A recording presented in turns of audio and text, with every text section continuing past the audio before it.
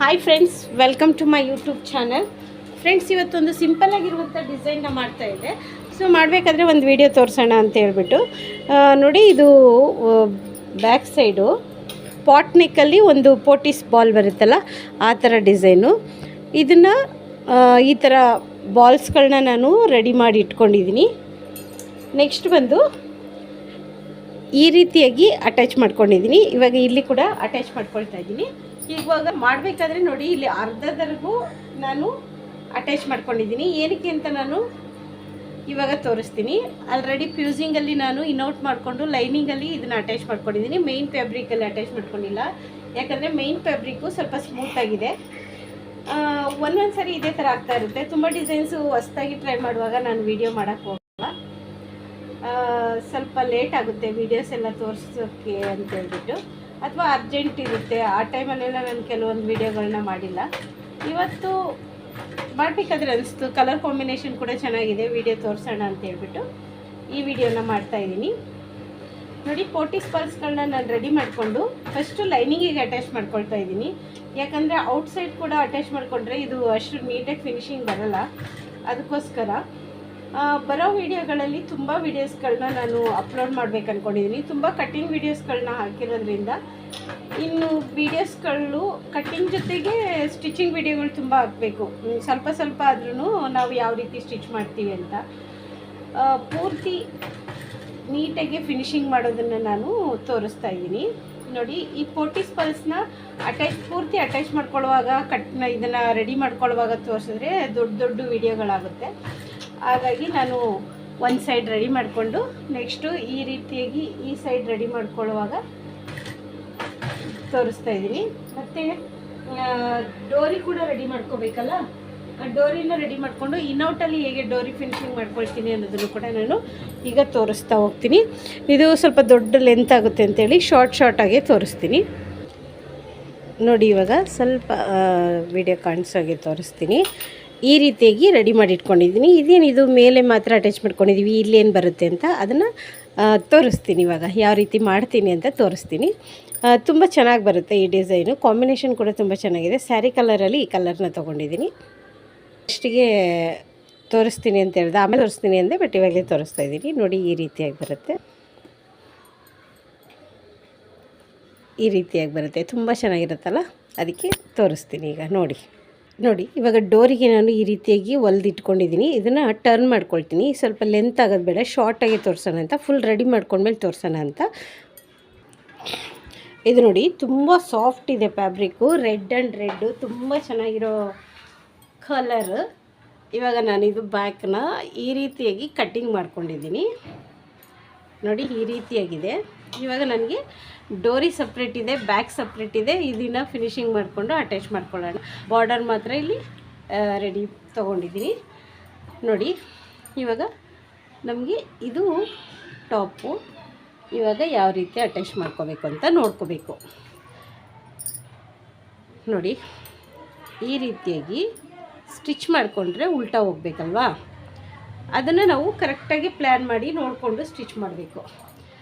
ನೋಡಿ, ಈ ರೀತಿಯಾಗಿ ಬಂದು ಇದು ನಮಗೆ ಉಲ್ಟಾ ಹೋಗಬೇಕು. ಹಾಗಾಗಿ ಉಲ್ಟಾ ಅಂದರೆ ಇದು ಈ ರೀತಿ ಕಾಣಬೇಕು ಅನ್ನೋದಕ್ಕೆ ಹೇಳ್ತಾ ಇದ್ದೀನಿ. ನೋಡಿ, ಈ ರೀತಿಯಾಗಿ ಕಾಣಬೇಕಲ್ಲ, ಅದಕ್ಕೆ ಅಟ್ಯಾಚ್ ಮಾಡ್ಕೊಳ್ಳೋಣ. ನಾನು ಈ ರೀತಿ ಇಟ್ಕೊಳ್ತಾ ಇದ್ದೀನಿ. ಇಲ್ಲೂ ಕೂಡ ಈ ರೀತಿ ಜೋಡಿಸ್ಕೊಳ್ತಾ ಇದ್ದೀನಿ. ಇಲ್ಲಾಂದರೆ ನೀವು ಫ್ಯಾಬ್ರಿಕ್ನ ಬೇಕಂದರೆ ಸೆಂಟ್ರಿಗೆ ಕಟ್ ಮಾಡ್ಕೊಂಡು ಕೂಡ ಮಾಡ್ಕೋಬೋದು. ನಾನೀಗ ಒಂದೊಂದು ಸೈಡ್ ಅಟ್ಯಾಚ್ ಮಾಡ್ಕೊಳ್ತೀನಿ. ಸ್ವಲ್ಪ ಪೀಸ್ ಫ್ಯಾಬ್ರಿಕ್ನ ಸುತ್ತ ಎಕ್ಸ್ಟ್ರಾ ಬಿಟ್ಕೊಳ್ಳಿ, ಯಾಕಂದರೆ ಇದು ಪೋಟಿಸ್ ಬಾಲ್ಸ್ ಆಗಿರೋದ್ರಿಂದ ಸ್ಟಿಚ್ ಮಾಡುವಾಗ ಸ್ವಲ್ಪ ಆ ಕಡೆ ಈ ಕಡೆ ಹೋಗ್ಬಿಡುತ್ತೆ. ಹಾಗಾಗಿ ಸ್ವಲ್ಪ ಕ್ಲಾತ್ನ ಮೇನ್ ಫ್ಯಾಬ್ರಿಕ್ನ ಜಾಸ್ತಿ ಇಟ್ಕೊಳ್ಳಿ. ನಾನು ಒಂದು ಗುಂಡ್ಪಿನನ್ನು ಹಾಕ್ಕೊಳ್ತಾ ಇದ್ದೀನಿ. ಈ ರೀತಿಯಾಗಿ ಗುಂಡ್ಪಿಲ್ಲನ ಹಾಕ್ಕೊಳ್ತಾ ಇದ್ದೀನಿ. ನೋಡಿ, ಇಲ್ಲಿ ಒಂದು ಗುಂಡ್ಪಿನನ್ನು ಹಾಕ್ಕೊಳ್ತಾ ಇದ್ದೀನಿ, ಆಯಿತಾ? ಯಾಕಂದರೆ ಇದು ನೀಟಾಗಿ ಫಿನಿಶಿಂಗ್ ಬರಲಿ ಅನ್ನೋದಕ್ಕೋಸ್ಕರ. ಆ ಕೂಡ ಸ್ಟಿಚ್ ಮಾಡ್ಕೋಬೋದು. ನೋಡಿ, ಈ ರೀತಿ ಇಟ್ಕೊಂಡಾದ್ಮೇಲೆ ಇಲ್ಲೆಲ್ಲ ಎಕ್ಸ್ಟ್ರಾ ಪೀಸಸ್ ಇದೆ. ಇವಾಗ ಸ್ಟಿಚ್ ಮಾಡೋಣ. ಇಲ್ಲಿ ಪೋಟಿ ಬಾಲ್ಸ್ ಇದೆಯಲ್ಲ, ಅದನ್ನು ನಾನೆಲ್ಲ ಈ ಕಡೆ ಬರೋ ಥರ ಹಾಕ್ಕೊಳ್ತಾ ಇದ್ದೀನಿ. ಅಂದರೆ ಇದು ಇನ್ಔಟ್ ಮಾಡೋ ಥರ 2 ಸ್ಟಿಚ್ಗಳನ್ನ ಹಾಕ್ಕೋಬೇಕು, ಯಾಕಂದರೆ ಇದು ದಪ್ಪ ದಪ್ಪ ಬರುತ್ತೆ. ಹಾಗಾಗಿ ಫಸ್ಟು ಒಂದು ಹಾಕ್ಕೊಳ್ತಾ ಇದ್ದೀನಿ. ನೋಡಿ, ಇವಾಗ ತೋರಿಸಿದ್ನಲ್ಲ ನಾನು ಡೋರಿನ ರೆಡಿ ಮಾಡಿ ಇಟ್ಕೊಂಡಿದ್ನಲ್ಲ, ಆ ಡೋರಿನ ಇದರೊಳಗಡೆಯಿಂದ ನೋಡಿ ಈ ರೀತಿಯಾಗಿ ತಗೊಂಡು ಫಸ್ಟಿಗೆ ಫಿನಿಶಿಂಗ್ನ ಮಾಡ್ಕೊಳ್ತಾ ಇದ್ದೀನಿ. ಒಂದು ಸ್ವಲ್ಪ ಎಕ್ಸ್ಟ್ರಾ ಈ ರೀತಿ ಬರೋ ಥರನೇ ನೀವು ಇಟ್ಕೊಳ್ಳಿ.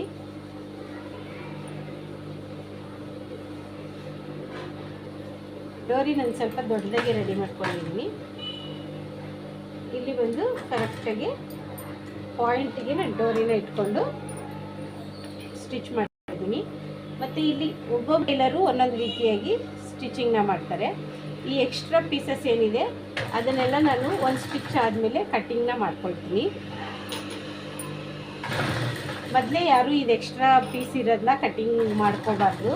ಯಾಕಂದರೆ ಒಂದೊಂದ್ಸರಿ ಲೂಸ್ ಸ್ಟಿಚ್ ಬಂದು ಅಥವಾ ಸ್ಟಿಚ್ ಸರಿ ಇಲ್ಲ ಅಂದಾಗ ನಮಗೆ ಪ್ರಾಬ್ಲಮ್ ಆಗುತ್ತೆ. ಥ್ರೆಡ್ ಕಟ್ ಆಗಿದೆ, ಥ್ರೆಡ್ ಹಾಕ್ಕೊಳ್ಳೋಣ. ಅದೇ ಸ್ವಲ್ಪ ದಪ್ಪ ಸಣ್ಣ ಈ ಥರ ಎಲ್ಲ ಇರುತ್ತೆ. ಆಫ್ ಟೆನ್ಷನಲ್ಲಿ ಸ್ಟಿಚ್ ಮಾಡೋದ್ರಿಂದ ಈ ರೀತಿಯಾಗಿ ಥ್ರೆಡ್ ಕಟ್ ಆಗುತ್ತೆ. ನಾನಿಲ್ಲಿ ಒಂದು ಚಿಕ್ಕ ಲೈಟ್ನ ಹಾಕ್ಕೊಂಡಿದ್ದೀನಿ. ಯಾಕಂದರೆ ನೋಡಿ, ಈ ರೀತಿ ಎಲ್ಲ ಸ್ಟಿಚ್ ಮಾಡುವಾಗ ಈ ಥರ ಲೈಟ್ಗಳು ಯೂಸ್ ಆಗುತ್ತೆ. ನೋಡಿ, ಇವಾಗ ನಾನು ನಿಮಗೆ ತೋರಿಸ್ತೀನಿ. ಗುಂಡ್ಪಿನಗಳನ್ನ ತೆಗಿತಾ ಇದ್ದೀನಿ. ಇದನ್ನು ನೀಟಾಗಿ ಕಟ್ ಮಾಡ್ಕೋಬೇಕು. ಈ ಥರ ಕಟ್ ಮಾಡ್ಕೊಂಡಾಗ ನಮಗೆ ಈ ಫಿನಿಶಿಂಗ್ ಬರುತ್ತೆ. ಇಲ್ಲೆಲ್ಲಾದರೂ ನಮ್ಗೆ ಫಿನಿಶಿಂಗ್ ಸರಿಯಾಗಿ ಬರ್ತಾ ಇಲ್ಲ ಅಂದರೆ ನಾವು ನಿಧಾನಕ್ಕೆ ಅಟ್ಯಾಚ್ ಮಾಡ್ಕೋಬೇಕು. ಇಲ್ಲಿ ನೋಡಿ, ಇಲ್ಲಿ 2 ಕಡೆ ಪೀಸ್ ಹೊರಗಡೆ ಬಂದಿದೆ. ಹಾಗಾಗಿ ಫಸ್ಟೇ ಯಾವುದೇ ರೀತಿಯಾಗೂ ಕಟ್ಟಿಂಗ್ ಹೋಗಬಾರ್ದು. ನಾನು ನಿಮಗೆ ತೋರಿಸೋದಕ್ಕೋಸ್ಕರ ಸ್ವಲ್ಪ ಫಾಸ್ಟಾಗಿ ಸ್ಟಿಚ್ ಮಾಡಿರೋದ್ರಿಂದ ಈ ಥರ ಆಯಿತು. ಇವಾಗ ನಾನು ಇದನ್ನು ನೀಟಾಗಿ ಸ್ಟಿಚ್ ಮಾಡ್ಕೊಳ್ತೀನಿ. ಸ್ಟಿಚ್ ಮಾಡಿಬಿಟ್ಟು ತೋರಿಸ್ತೀನಿ. ಅದೇ ಹೇಳಿದ್ದು, ಸ್ವಲ್ಪ ಫಾಸ್ಟಾಗಿ ಮಾಡಿದ್ರೆ ಈ ಥರ ವ್ಯತ್ಯಾಸ ಆಗುತ್ತೆ ಅಂತ. ಇದನ್ನು ಇನ್ನೂ ಒಂದು ಟಿಪ್ಸ್ನ ನಾನು ಇವಾಗ ತೋರಿಸ್ಕೊಡ್ತಾ ಇದ್ದೀನಿ. ಫಸ್ಟ್ ಒಂದು ಅಟ್ಯಾಚ್ ಮಾಡುವಾಗ ಪ್ರಾಬ್ಲಮ್ ಆಯ್ತಲ್ವ, ಅದಕ್ಕೋಸ್ಕರ ನಾನು ಇದನ್ನು ನಿಮಗೆ ತೋರಿಸ್ತಾ ಇದ್ದೀನಿ. ನೋಡಿ, ಇಲ್ಲಿ ಇನ್ನೂ ಒಂದು ಸ್ಟಿಚ್ಗಳನ್ನ ಹಾಕ್ಕೊಂಬಿಡೋಣ. ಇದೇನಾಗುತ್ತೆ ಗೊತ್ತಾ, ಹಿಂಗೆ ಹರಡುತ್ತೆ. ಕಟ್ಟಿದಾಗ ಒಂದೊಂದು ಚಿಕ್ಕದು ದೊಡ್ಡದು ಕಟ್ಟಿರ್ತೀವಲ್ಲ, ಆವಾಗ ನಮಗೆ ಈ ಥರ ಪ್ರಾಬ್ಲಮ್ ಬರೋಷ್ಟು ಸ್ಟಾರ್ಟ್ ಆಗುತ್ತೆ. ಅದಕ್ಕೆ ನಾವು ಎಲ್ಲವನ್ನು ನೀಟಾಗಿ ಈ ರೀತಿಯಾಗಿ ಇಟ್ಬಿಟ್ಟು ಸ್ಟಿಚ್ ಹಾಕ್ಕೋಬೇಕು. ನಾನು ಇದನ್ನು ಫಸ್ಟೇ ತೋರಿಸ್ಬೇಕಾಗಿತ್ತು. ನಾನು ಅಟ್ಯಾಚ್ ಮಾಡುವಾಗ ಹಾಗೆ ಸ್ಟಿಚ್ ಮಾಡೋಣ ಅಂತ ಅಂದ್ಕೊಂಡೆ. ಬಟ್ ಹೊಸ್ದಾಗಿ ಕಲಿಯೋರಿಗೆ ಪ್ರಾಬ್ಲಮ್ ಆಗುತ್ತಲ್ವ, ಅದಕ್ಕೆ ಈ ಮೆಥಡ್ನ ಫಾಲೋ ಮಾಡಿ ಅಂತ ತೋರಿಸ್ತಾ ಇದ್ದೀನಿ. ನಾವು ಒಂದ್ಸರಿ ಪೋಟಿ ಬಲ್ಸ್ನ ಅಟ್ಯಾಚ್ ಮಾಡಿದ್ದೀವಲ್ಲ, ಅಟ್ಯಾಚ್ ಮಾಡಿದ್ಮೇಲೆ ಈ ರೀತಿಯಾಗಿ ನೀಟಾಗಿ ಇಟ್ಕೊಂಡು ಒಂದು ಸ್ಟಿಚ್ ಹಾಕ್ಕೊಂಡ್ರೆ ನಮಗೆ ಫಿನಿಶಿಂಗ್ ತುಂಬ ಚೆನ್ನಾಗಿ ಬರುತ್ತೆ.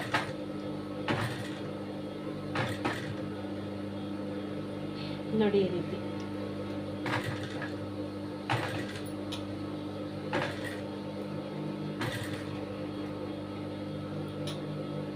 ಇದು ನಾವು ಹಿಂಗೆ ಸುತ್ತಿ ಕಟ್ಟಿರ್ತೀವಲ್ಲ, ಇದೆಲ್ಲ ಪದರ ಥರ ಆ ಕಡೆ ಈ ಕಡೆ ಬರೋ ಚಾನ್ಸಸ್ ಇರುತ್ತೆ. ನೋಡಿ, ಅದಕ್ಕೆ ಈ ರೀತಿಯಾಗಿ ನೀಟಾಗಿ ಸ್ಟಿಚ್ ಮಾಡ್ಕೊಳ್ಬೇಕು. ನೋಡಿದ್ರೆ ಈ ರೀತಿಯಾಗಿ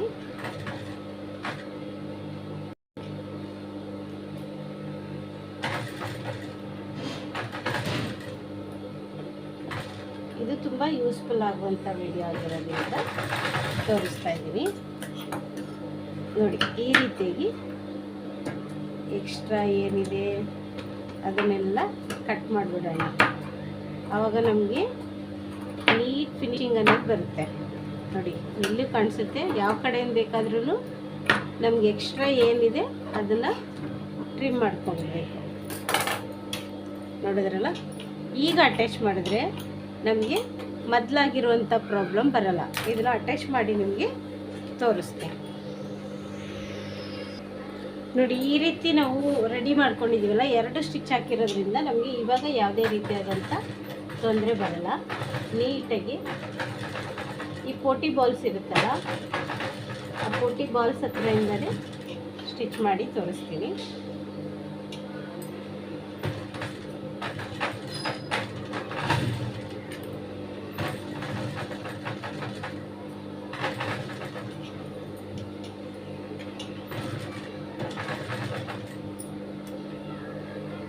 ಡೋರಿನ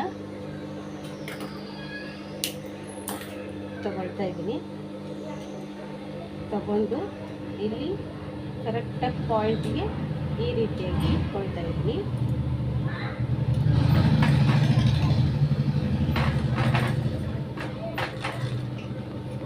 ಈ ರೀತಿ ಇಟ್ಕೊಂಡು ಮತ್ತೆ ಇಲ್ಲಿ ನಾನು ಸ್ಟಿಚ್ ಹಾಕಿರೋದ್ರಿಂದ ಇವಾಗ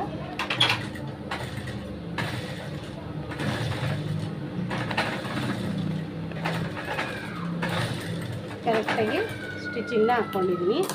ಆವಾಗಲೇ ನಿಮಗೆ ತೋರಿಸಿದ್ದೀನಲ್ಲ, ಇವಾಗ ನಾನು ಯಾವುದೇ ರೀತಿಯಾಗಿ ವಿಡಿಯೋ ಆಫ್ ಮಾಡಿದಿರ ನಿಮಗೆ ತೋರಿಸ್ತಾ ಇದ್ದೀನಿ. ನೋಡಿ, ಈ ರೀತಿಯಾಗಿ ಫಿನಿಶಿಂಗ್ ಬಂದಿದೆ. ಇಲ್ಲೂ ಕೂಡ ಫಿನಿಶಿಂಗ್ ಬಂದಿದೆ. ಇವಾಗ ಇನ್ನೂ ಒಂದು ಸ್ಟಿಚ್ನ ಹಾಕ್ಕೊಳ್ತೀನಿ. ಯಾಕಂದರೆ ಹೇಳಿದ್ರೆ ಸ್ವಲ್ಪ ಇದು ಫ್ಯಾಬ್ರಿಕ್ ಬಂದು ಮೇನ್ ಫ್ಯಾಬ್ರಿಕ್, ಇದು ತುಂಬ ಸಾಫ್ಟ್ ಇದೆ. ರಿಂಕಲ್ ಈ ಥರ ಎಲ್ಲ ಬರೋ ಚಾನ್ಸಸ್ ಇರುತ್ತೆ. ಆದರೆ ಎಲ್ಲೂ ಪೀಸ್ ಹೊರಗಡೆ ಬಂದಿಲ್ಲ. ಇನ್ನೊಂದು ಸ್ಟಿಚ್ನ ನಾನು ಹಾಕ್ಕೊಳ್ತೀನಿ ಫಿನಿಶಿಂಗೋಸ್ಕರ ಮತ್ತು ಇದಕ್ಕೋಸ್ಕರ ಗಟ್ಟಿ ಕುತ್ಕೊಂಡು. ಈ ಎಕ್ಸ್ಟ್ರಾ ಈ ಥರ ಲೈನಿಂಗ್ ಅಟ್ಯಾಚ್ ಮಾಡ್ಕೊಂಡ್ಮೇಲೆ ಈ ರೀತಿ ಕಟ್ಟಿಂಗ್ ಮಾಡ್ಕೊಳ್ತಾ ಇದ್ದೀನಿ. ಕಟ್ಟಿಂಗ್ ಮಾಡ್ಕೊಂಡ್ಮೇಲೆ ನ್ಯಾಚ್ ಹಾಕ್ಕೊಳ್ಳೇಬೇಕು.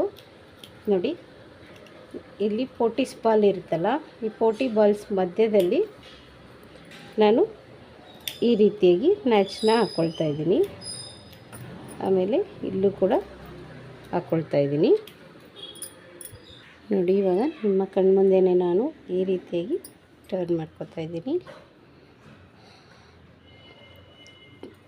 ಈ ರೀತಿ ಈಗ ಇದ್ರ ಮೇಲೆ ಒಂದು ಸ್ಟಿಚ್ನ ಹಾಕ್ಕೊಳ್ಳೋಣ. ಇದನ್ನೆಲ್ಲ ರೆಡಿ ಮಾಡಿಕೊಂಡು ಸ್ಟಿಚ್ ಹಾಕ್ಕೊಳ್ತೀನಿ, ತೋರಿಸ್ತೀನಿ. ಇಲ್ಲಿ ಲೈಟು ಆಫ್ ಮಾಡ್ಕೊಳ್ತೀನಿ. ಈಗ ಫಿನಿಶಿಂಗ್ ಸ್ಟಿಚಿಂಗ್ನ ಹಾಕ್ಕೊಳ್ತಾ ಇದ್ದೀನಿ. ನೋಡಿ, ಇದನ್ನು ಸಮವಾಗಿ ಇಟ್ಕೊಂಡು ನನಗೆ ಈ ಕಡೆ ಟೆನ್ಷನ್ನು ಸ್ವಲ್ಪ ಆಫ್ ಆಗೋದ್ರಿಂದ ಇದೊಂದು ಚಿಕ್ಕ ಲೈಟ್ನ ನನಗೆ ಹಾಕ್ಕೊಳ್ತೀನಿ. ಯಾಕಂದರೆ ಎಡ್ಜು ಕರೆಕ್ಟಾಗಿ ನೀಟಾಗಿ ಕಾಣಲಿ ಅಂತ.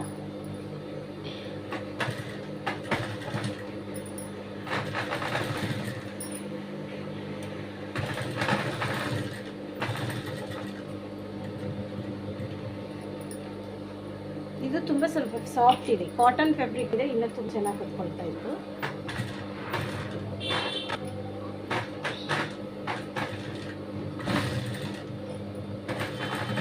ನೋಡಿ, ಇಷ್ಟು ಟ್ರಾನ್ಸ್ಪರೆಂಟ್ ಇರೋದ್ರಿಂದ ಸ್ವಲ್ಪ ಅಂದರೆ ಕ್ಲಾತ್ ಗಟ್ಟಿ ಇದೆ, ಬಟ್ ಸ್ಮೂತ್ ಇದೆ. ಒಬ್ಬೊಬ್ಬರು ಟೈಲರ್ ಒಂದೊಂದು ಥರ ಸ್ಟಿಚ್ ಮಾಡ್ತಾರಲ್ವಾ. ನನ್ನ ಮೆಥಡಲ್ಲಿ ಯಾರಿಗಾರು ಅರ್ಥ ಆದರೆ ಸ್ಟಿಚ್ ಮಾಡ್ಕೊಬೋದು.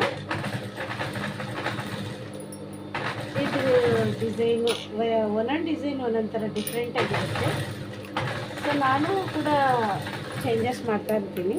ಹಾಗಾಗಿ ಈ ಡಿಸೈನಲ್ಲಿ ಈ ರೀತಿಯಾಗಿ ಫಿನಿಶಿಂಗ್ ಬಂದಿದೆ. ನೋಡಿ, ಇದು ಸ್ವಲ್ಪ ತುಂಬ ಸಾಫ್ಟ್ ಇದೆ ಫ್ಯಾಬ್ರಿಕ್ಕು. ಹಾಗಾಗಿ ಈ ರೀತಿ ಆದರೆ ನೋಡಲಿಕ್ಕೆ ತುಂಬ ಚೆನ್ನಾಗಿದೆ. ಇದು ಪೂರ್ತಿ ಆದಮೇಲೆ